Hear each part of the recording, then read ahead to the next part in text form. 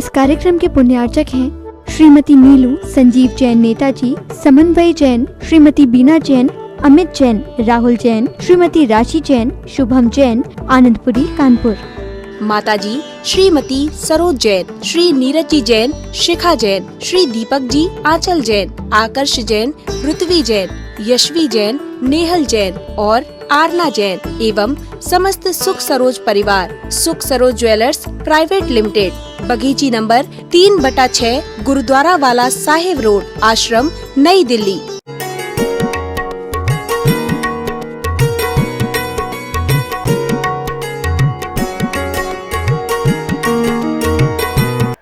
विनय के बिना सारा जीवन अधूरा है और विनय के माध्यम से दुश्मन भी नमीभूत हो जाता है। जब बड़े बड़े राजाओं के दुश्मन सामने युद्ध के मैदान में आते थे और सामने वाला राजा उसकी शक्ति को देख करके नमीभूत हो जाता था, दोनों राजाओं में कंप्रोमाइज हो जाता था, दोनों में एक मित्रता का हाथ बढ़ा दिया जाता था और इतनी गहरी मित्रता हो जाती थी कि वह राजा अपनी राजकुमारी को ही समर्पित कर दिया करता था। यह नीति है कि अपने से जब कोई शक्तिशाली योद्धा अपने सामने आ जाए तो उसे विनय से ही हमें बस में कर लेना चाहिए।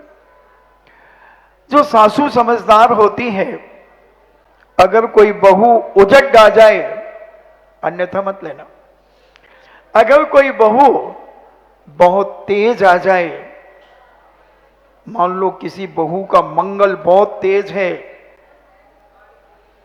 और लड़के का मंगल बिल्कुल भी नहीं है, तो बहू की दादागिरी चलेगी, पूरे घर में उसका साम्राज्य होगा, कोई दबा नहीं सकता उसे।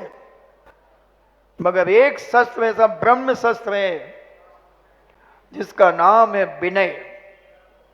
अगर उस बहू का थोड़ा सा विनय करना शुरू कर दिया जाए, और विनय का मतलब यहां पर उसकी हां में हां मिला दी जाए, हाँ हाँ ठीक है भाई, मम्मी जी देखो मैं, हाँ हाँ ऐसे ऐसे कर लेंगे, ठीक है, खुश। ये अहंकारी आदमी ज्यादा बुद्धि नहीं रखते, इनमें बुद्धि नहीं होती, थोड़ा सा इनके सामने हां कर दो बस ये मान जाएंगे, और 2 दिन बाद वही बात जो अपन चाहे थे वो मनवा लो। मगर तत्काल मूछ की बात रहती है, वो अहंकारी को नीचे उतारना बहुत जरूरी होता है। एक सासू जी थी और एक बहू, सासू बहू तो रहती है। बहू के घर से गीर गाय का घी 10 किलो आया था। गीर गाय का घी बहुत अच्छा होता है। सारे घी तो ये नकली हैं, जितने तो में 800 1200 रुपए किलो मिलते हैं, ये सब चर्बी युक्त होते हैं, सुअर की चर्बी मिलाई जाती है, डालडा घी मिलाया जाता है, पामो ऑयल मिलाया जाता है, और आप उसे बड़े चाव से खाते हैं। इसलिए मैंने कहा घी का लपड़ा ही छोड़ दो, नकली घी कौन खाए, अशुद्ध घी कौन खाए। तो मैं तुमसे कहना चाहे तो मैंने तो छोड़ा, तुम छोड़ो, उसकी टेंशन छोड़ दो, टेंशन नहीं लेना। गीर गाय का घी जो होता है उसमें सोना होता है, पीला होता है और बहुत फायदेमंद होता है, कोलेस्ट्रॉल को भी कम करता है, अनेक बीमारियों को भी निवारण करने में, जिनवाणी चैनल शांति, अनेक बीमारियों के निवारण करने में भी गीर गाय का घी बहुत फायदेमंद होता है। महंगा जरूर आता है, 2400 रुपए किलो, 2200 रुपए किलो, 2000 रुपए किलो आता है, मगर ये 800 1200 1500 रुपए किलो खरीदते हो, 4 चम्मच 5 चम्मच डकार जाते हो, कोई फर्क नहीं पड़ता बॉडी में। और वो अगर 1 चम्मच भी अगर तुमने खा लिया, तुम्हारे जीवन में बहुत सारी स्फूर्ति, ताकत और अनेक बीमारियों का निवारण में वो कारण है। इसलिए घी चीज खाओ तो अच्छी, सस्ता ले बार बार, महंगा ले एक बार, ये नीति है। तो उस परिवार में उसके मायके से 10 किलो घी आया। और हमारी जैन समाज में एक परंपरा है, मुझे मालूम नहीं आपके यहां क्या होता है, जब घी आता है तो पहले उसे गर्म किया जाता है। अब राजस्थान यूपी में क्या होता मुझे नहीं मालूम। गर्म किया जाता है तो उसमें जो छाछ वगैरह, जैसे मरी कहते हैं, छाछ वगैरह जो रहती है वो जल जाती है उसमें। फिर उसे कपड़े से छाना जाता है। आपके यहाँ छन्नी से छानते होंगे, मुझे सब पता है, क्योंकि मेरी एक आंख और एक कान सारी दुनिया में घूमती है। छन्नी से क्या खाद छानोगे तुम, क्या छानोगे?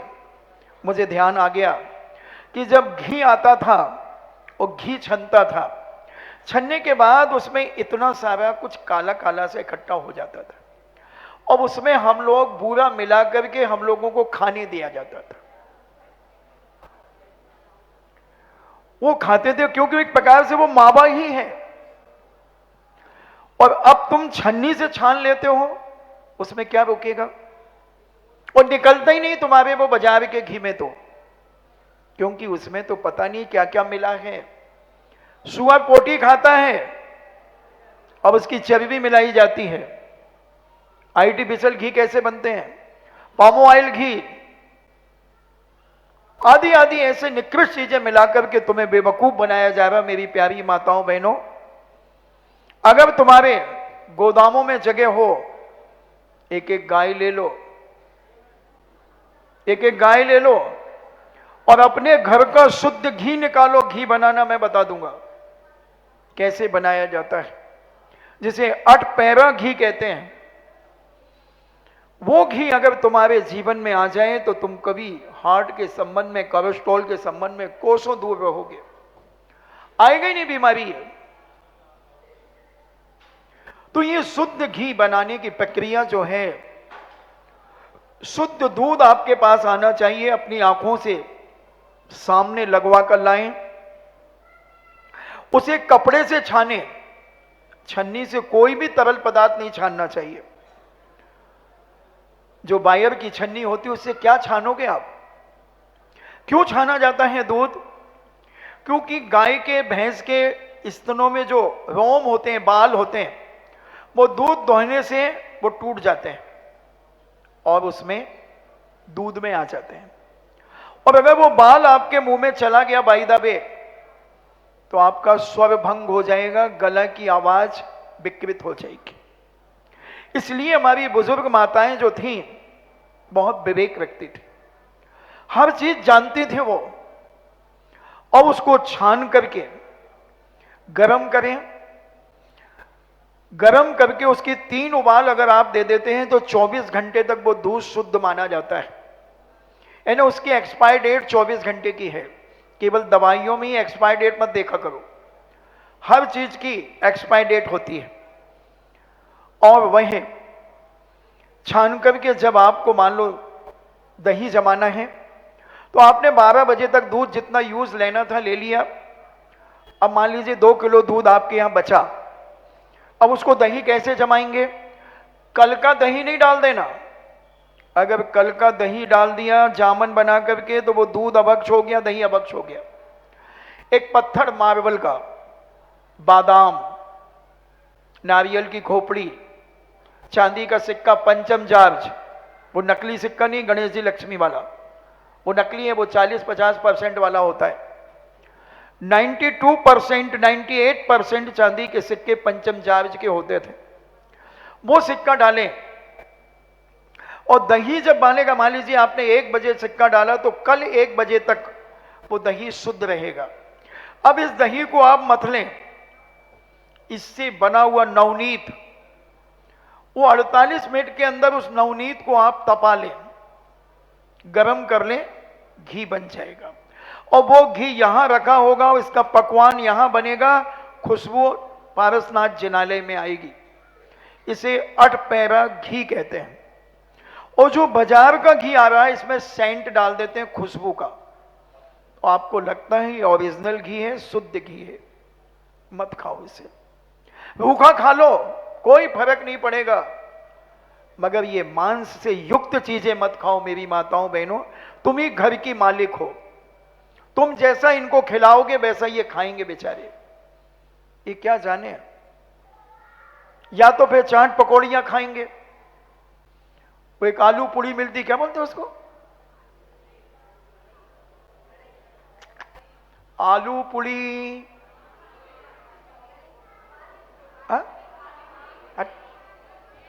अभी मैं अगर या इधर तो है मेरे अंदर भी निकल नहीं रहा है, वो आगरा में खूब चलता है।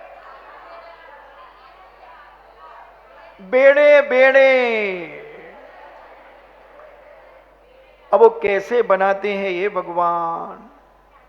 मैं जंगल जाता था रोज, पालीवाल पार्क, रास्ते में बहुत सारे ठेले मिलते मुझे। एक बार मैं जा रहा था और एक भाई इतने बड़े भगोने में आलू उबाल करके एक लकड़ी के डंडे से उनको फोड़ रहा था और वो मुंह में गुटखा भरा हुआ था। इतने एक दूसरे नौकर ने उसे आवाज दी, अरे जल्दी करो यार, अरे करो, और उसके मुंह से पूरा गुटके का थूक गिर गया। किस में गिर गया, वो भगोने में, और भाई ने लेकर के फोड़ दिया, इधर उधर देखा और फोड़ दिया। मगर मेरी आंख ने देख लिया। 10-15 लड़के मेरे साथ चलते थे, मैंने कहा देखा, बोले क्या, मैंने अंधे उसका पान और गुटके का थूक उसमें गिरा दिया उसने, और तू अभी खाएगा बेड़े बेड़े। मैंने कहा तेरी बीवी अपाहिज है क्या, बोले नहीं महाराज जी ऐसे कैसे कह रहे हो। तो हमने कहा वो क्यों नहीं बनाती, तू अपने घर में क्यों नहीं बनवाता, बाजार का क्यों खाता है रे पागल, क्यों खाता है। खैर, और वह घी आया छान करके बकायदा कांच की 2 बरनियों में 5-5 किलो रखा गया। बहू छिपी टोला की थी, बहुत समझदार थी। उसने एक बरनी को अच्छे से पहुंच करके, क्योंकि घी थोड़ा बह जाता, उसने सोचा स्लिप ना हो जाए, और एक बरनी उसने उठा करके बड़ी सावधानी से अलमारी में रख दी। सासू बड़ी होशियार थी, बहुत फुर्तीली थी सासू, तो उसने आओ देखा ना ताओ, अब वो बन्नी उठाई और उसके हाथ से स्लिप हो गई। अब वो बन्नी फूट गई सासू के हाथ से। और उस समय केवल उस बहू का पति था, ससुर जी नहीं थे। पति देव उनके बाहर बैठे हुए मोबाइल चला रहे थे। क्या हुआ, कुछ नहीं हुआ, अपना काम करो। महिलाओं के बीच में क्यों बोलते हो, तुम्हें लेना देना क्या है। अभी ये आवाज आई, हाँ तो आवाज आई तो आई, तुम्हें क्या करना है। क्या हो गया, कुछ नहीं हो गया, मेरे हाथ से बरनी फूट गई। अब बोलो क्या कहना है, ऐसे करो, हाँ ऐसे ही करेंगे, चुप रहो।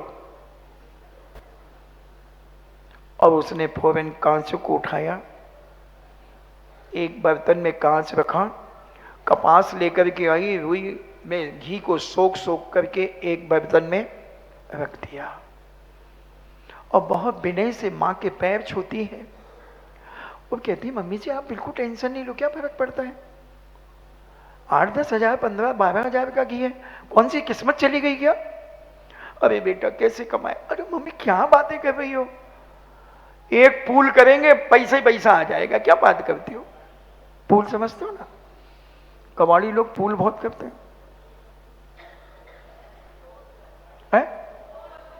पूल नहीं, क्या बोलते हैं वो, जब लीलामियां होती है ना तो ग्रुप बना करके जाते हैं। और अरे अंग्रेजी जानते, 1947 की हो क्या, लीलामी होती है वो। उसमें क्या करते हैं, जैसे मान लो सपोज करो कि अजमेर के 10 व्यापारी आए हैं, तो एक ग्रुप बना लेंगे कि अपन को इससे ज्यादा बढ़ना ही नहीं है, और वो फिर सेट करके जब वो बोली टूट जाएगी, फिर वो 10 में से फिर उसकी बोली लगाएंगे, फिर एक ले लेगा 9 को, उसका एक्स्ट्रा पैसा बांट देंगे। तो ऐसे वो कहती मम्मी क्या टेंशन करती हो, 1 मिनट में आ जाएंगे 12-15 हजार, कौन से मायने रखते हैं। और उसने अपनी सासू मां के पैर छू लिए। कितना विनय, कितना एक आदर्श प्रस्तुत किया, क्योंकि छिपी टोलक की थी। कितनी विनयशील है नारी। अगर ये विनयशील एक एक मां बहन बेटी के अंदर ये परिणाम अगर आ जाते हैं तो हर घर स्वर्ग हो सकता है।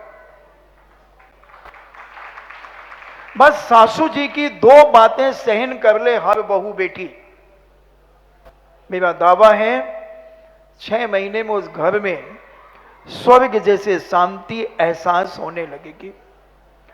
हर बहू सासू जी की कदर करने लगे। अगर सासू कहे कि बेटा लिपस्टिक छोड़ दे, क्या रखा है, और अगर बहू छोड़ देती है तो उसने बहू का, यानी बहू ने सासू की विनय की है, सासू की इज्जत की है, बहुमान किया है, क्योंकि सासू ने जो कह दिया वो मेरे लिए पत्थर की लकीर है। क्योंकि सासू कहती है बेटा अब क्या है, 6-6 7-7 साल शादी हुए हो गए, अब क्यों चुपड़ रही हो इनको, क्यों मांस खा रही हो बेटा, क्यों मांस खा रही हो। सुअर की चर्बी उसमें मिलाई जाती है, मछली की चर्बी मिलाई जाती है, गर्भवती घोड़ी की पेशाब मिलाई जाती है, जानवरों के अंश मिलाए जाते हैं। तो बेटा ये क्या करोगे तुम इसे लगा करके। अगर तुम, अच्छा बताओ बेटा तुम अच्छी नहीं होती तो हम तुम्हें पसंद करके क्यों लाते हैं। हाँ मम्मी जी तो आप ठीक कह रही हो, चलो आपकी इच्छा है तो मैं छोड़ देती हूँ। नहीं बेटा इच्छा नहीं, तुम अपनी मर्जी से, तुम पढ़ी लिखी हो, और क्या क्या चीजें उसमें मिलाई जाती हैं। हमने सुना है कि शरीर में कई प्रकार की बीमारियां और कैंसर जैसी भयानक बीमारी सौंदर्य प्रशासन के लगाने से होती है, क्योंकि बेचारी महिलाएं गुटखा खाती नहीं, सिगरेट पीती नहीं, गोल्डन ईगल लेती नहीं, 3X लेती नहीं, जिन लेती नहीं, हुक्का पीती नहीं। हमारी कम से कम जो प्रवचन सुन रही हैं वो माताएं तो हुक्का भी नहीं, हुक्का बार भी नहीं जाती होंगी, पिज्जा हट भी नहीं जाती होंगी। तो फिर इनको ये कैंसर क्यों होता है, क्या कारण है। हमारी बेचारी ये बेटियां क्या करती हैं। मैंने बहुत डॉक्टरों से प्रश्न किए, क्योंकि मेरे पास डॉक्टर बहुत आते रहते, तो उन्होंने कहा महाराज जी लेडीज को कैंसर होने का एक ही कारण है, सौंदर्य प्रसाधन की सामग्रियां, क्योंकि ये समझती नहीं है कॉस्मेटिक का अर्थ क्या होता है। कॉस्मेटिक का मतलब है जानवरों के अंशों को कॉस्मेटिक कहते हैं, जो लिपस्टिक में मिलाया जाता है। मधुमक्खी का मोम और 1 बूंद शहद खाने में 7 गांव जलाने का पाप लगता है, ऐसा अन्य दर्शनकारों ने भी इस बात को समर्थन दिया है। तो वो मधुमक्खी का जो छत्ता होता, मान लीजिए यही छत्ता है, मधुमक्खी नहीं है इसमें, ये छत्ता है, तो ये मोम इसकी बनती है, तो जहां कोई चीज रखी रहेगी तो उसका अंश उसमें आएगा कि नहीं। जैसे बर्तन में घी रखा तो उस बर्तन में घी छपा रहेगा कि नहीं, उसी प्रकार छत्ते में वो शहद रखा रहेगा कि नहीं। तो वो शहद का भी अंश, जो मीठी लगती है ना लिपस्टिक लगाने वाले, कई बार ऐसे चाट लेती हैं तो उन्हें मीठी भी लगती है। वो कई बार जब वो मेरे पास आ जाती हैं वो चटोनियां, तो उनके दांतों में भी कुछ गुलाबी गुलाबी सा बन मुझे दिखता है, मैं समझ जाता हूं खा गई। क्या खा गई, वो मांस खा गई, वो शहद खा गई, वो चाटती बहुत है, ऐसे कर देती। एक बिटिया थी, जब वो कुंवारी थी, जब वो अपने पिताजी को डैडी कहती थी, पापा कहती थी, और शादी के बाद वो डैडी कहने लगी। तो मैंने कहा ऐसा क्यों किया तुमने। बोले महाराज जी पहले मैं लिपस्टिक नहीं लगाती थी, अब मेरी शादी हुई अभी 15 दिन हुए हैं, तो वो लिपस्टिक की जो हम लोग सेटिंग करते हैं ना, वो पापा बोलेंगे तो जो ओंठ से ओंठ टकराते हैं, तो वो यहाँ की लिपस्टिक छूट जाती है हमारी, इसलिए हम लोग डैडी बोलते हैं, तो डैडी में दोनों ओंठ खुलते हैं, तो वो लिपस्टिक हमारी व्यवस्थित बनी रहती है।